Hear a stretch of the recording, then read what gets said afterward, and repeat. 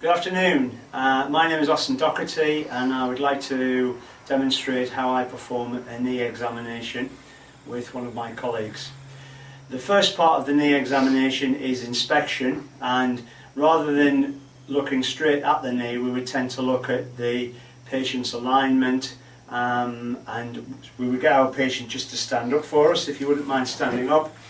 What we're looking for, if you stand with your knees together and your feet together, we're looking for symmetry with muscles. We're looking for any muscle wasting, particularly in the vastus medialis muscles, which tend to waste very quickly.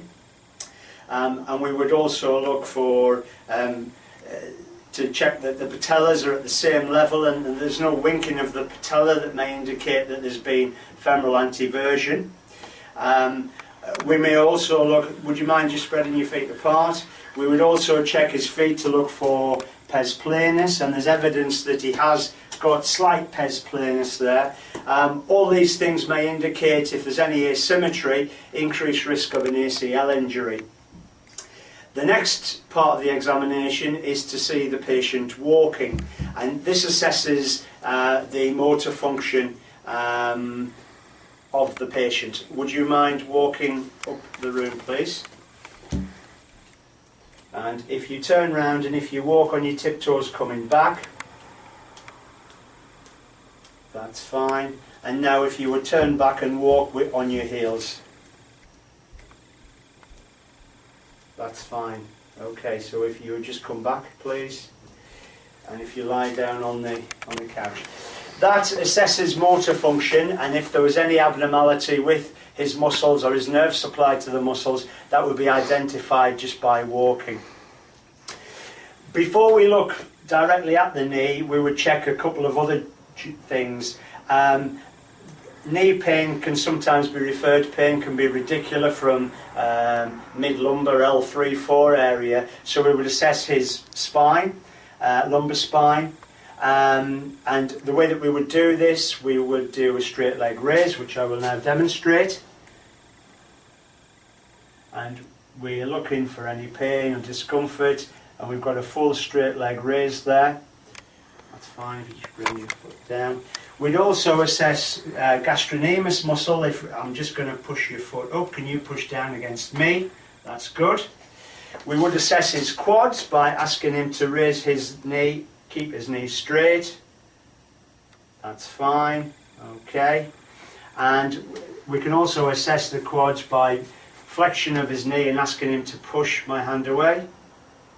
That's fine. And assess hamstrings by asking him to pull towards me. Okay. So quads and hamstrings are fine. We would now look at his knee specifically. Again, we would look for any signs of any muscle wasting, as previously mentioned. We would look to see if there was any evidence that he may have an effusion, which may indicate either he's got some intra-articular pathology, he may have an ACL rupture, he may have a meniscal rupture, he may have a tibial plateau fracture. So they may all cause an effusion of his knee.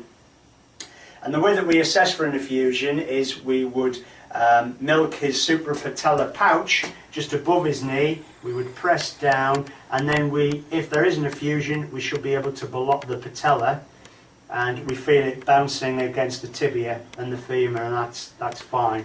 There's no signs of any problems there. So we move on to palpation, and we start by palpating the quads tendon, which is just above his patella, and there is no tenderness there. We would then check the patella itself, and the patella is non-tender. We would check for movement of the patella. We may see some pain on lateral movement of the patella, which can occur after a dislocated patella.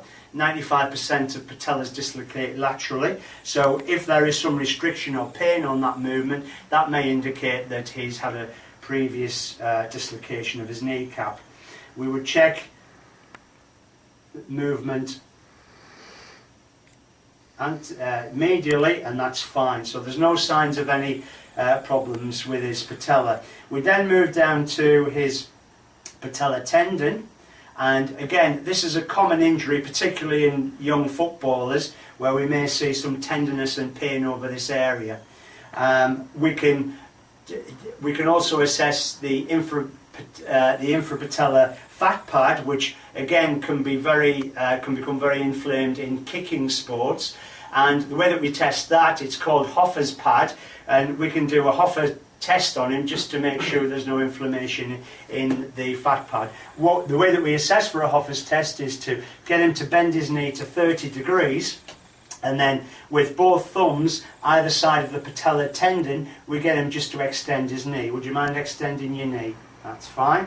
A positive test would be if there was pain as he was extending his knee. We would check his tibial tuberosity, which might be tender, certainly in a younger sports person who may have Osgood-Schlatter's disease. We can also assess other areas of his knee. Other landmarks include the pes anserine area, which you can get bursitis, particularly common in breaststrokers. And to measure that, this is the point where the hamstrings, the medial hamstrings, attach into the tibia, and that's 3 finger breadths below the patella. So in this area round here, we may get some tenderness or swelling, which may indicate a pes anserine problem. We can also assess his medial patellofemoral ligament, which runs across from his patella to the medial epicondyle of his femur, and we can normally feel if there's any inflammation or any tenderness there. Laterally, we would assess Gerdy's tubercle, which is where the iliotibial band inserts, which is around this area just on the lateral border of his tibia. And to assess his IT band, there's a couple of things that we can do. We can ask the patient to roll on the side. If you roll on your side facing the wall, please. And if we can just get you just to flex your knee. If we place a finger on the lateral epicondyle of the femur and just get the patient to extend the knee, if there is any tenderness, the IT band is rubbing under my thumb now, and that may be a positive test indicating thickening or a problem with the IT band. The other way of assessing the IT band is to do an Ober's test, and the Ober's test will involve, let me just flex your knee up there, thank you. What we do in the Ober's test is we get the patient to slightly abduct the hip, and then we put him into full extension, and at the same time we would then adduct the hip, and we would assess for movement. A positive test would be if the patient could not move their leg beyond the neutral position, or if there was any pain, and that would indicate an IT band problem, which may be common in runners. Right, that's fine. Would you mind lying on your back again, please? The next group of structures that we need to assess would be the collateral ligaments. We have 2 collateral ligaments, a medial and a lateral collateral ligament. To assess the medial collateral ligament, we would examine the knee in 2 positions. We would examine the knee extended, and the way that we examine the medial collateral ligament is with an extended knee, we would apply a valgus stress, and we would see for any laxity. That's fine. And now to further assess the MCL, we would ask the patient to flex the knee to about 30 degrees, and again we would just apply a valgus stress and see if there was any laxity there, and that's fine. To assess the lateral collateral ligament, it's a similar procedure, but we would apply a varus stress. So we would get the patient with the knee in extension, we apply a varus stress, and we feel for any laxity, which is absent, get the patient to bend the knee to 30 degrees, and then we would do another varus stress to test for any laxity. So collateral ligaments are both intact. If we suspect that the patient has an ACL injury, then we would, there are certain tests that we would do. The test that, there's 3 tests that I would do to assess an ACL injury. I would do a Lachman's and or anterior draw test, and we would also consider doing a pivot shift test. To demonstrate a Lachman's test, what we do is we would grab the thigh just above the patella, and we'd also grab the lower leg, and then we would test for any laxity that we may find by trying to move the tibia forwards and backwards, and that would assess for an ACL injury. An anterior draw test or a posterior draw test may also indicate either an anterior cruciate problem or a posterior cruciate problem. To assess for a posterior cruciate problem, the first thing I would do is to flex his knee to about 30-40 degrees, and then I would look for any lag round about the tibial tuberosity. That may indicate that there's a PCL problem. That's fine. Now, to do an anterior draw test or a posterior draw test, the way that I would do the test is I put my thumbs on his tibial tuberosity and stabilise the foot, and at the same time I would apply a pressure forwards and backwards to assess for any laxity, and both tests feel fine, so he has a stable ACL. The other test that we can do if we're assessing his ACL is to do a pivot shift test, and the pivot shift test is not as sensitive as a Lachman's, but is more specific, and this can indicate whether we have any problem. And the way that we do this is we would just get the patient to straighten the knee, we apply a valgus stress, we apply slight tibial lateral rotation, and then we would gradually flex the knee and feel for a clunk, and that may indicate that the patient has got an anterior cruciate ligament problem. If we want to assess the posterolateral corner of the knee, this may indicate either a lesion in the lateral collateral ligament, in the popliteus, or possibly in the posterior cruciate ligament. We can assess this area by doing two tests.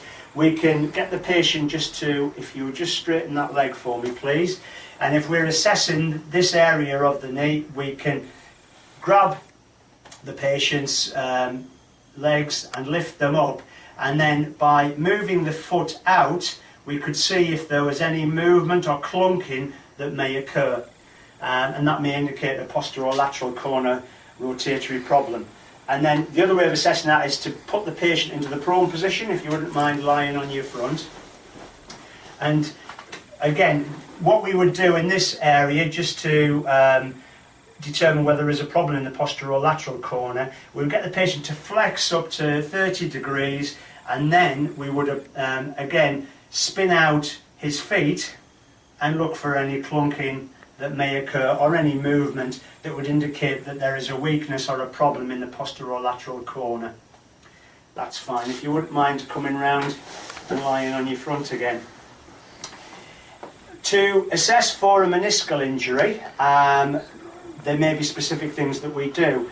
The first thing that we would do is we would palpate the joint lines. We would palpate the medial joint line to check for any tenderness. It's not specific for an ACL problem, a meniscal problem, because it may be tender if you've got osteoarthritis in your knee. And we would also palpate the lateral joint line, again to test for any problems, and that's fine. The classical test for meniscal injuries is to do a McMurray's test. This can be a painful test for the patient, so you do have to be a bit careful. The way that we would assess for a McMurray's is we get the patient just to hyperflex the knee, and then with fingers on the joint line, feeling for any clicking or popping, we would move the patient in all sorts of rotatory movements to try and elicit any problems, any popping, and that feels okay. And to check the lateral meniscus, again we would put our fingers on the lateral joint line and feel for any popping and clicking, and that's fine. That confirms that there is no meniscal problem. To further assess the meniscus, we may do an Apley's test. Can we roll you on your tummy? And an Apley's test is similar to a McMurray's test in the fact that we are squashing the tibia and the femur together and trying to trap the menisci. We would move his foot to 90 degrees, his knee into flexion, and then we would press down, and with our fingers on the joint line we would again check for rotation to feel any clicking or popping, and we would also check the lateral side to assess for any popping and clicking, and that feels fine. Okay, now if you wouldn't mind rolling back onto your front. We would also assess the movements of the knee, and the range of movements that we would look for. We would do a full flexion of the knee. Somebody with osteoarthritis of the knee would normally have limited flexion, and then we would do full extension. And another test for the menisci is to do a bounce home test. And what this involves is that we extend the knees, legs, and we just bounce, and if the test is positive and may indicate meniscal injury, if the patient complains of pain. Is that okay? That's right. There's no pain. Other tests to assess for a meniscal injury would also include a standing McMurray's test. Can we demonstrate that? If you would stand next to me, please. And essentially the principle is the same, but we're using the body to put weight into the femoral and tibial area, and then we would ask, what we ask the patient to do, can you stand with your feet out for me, please?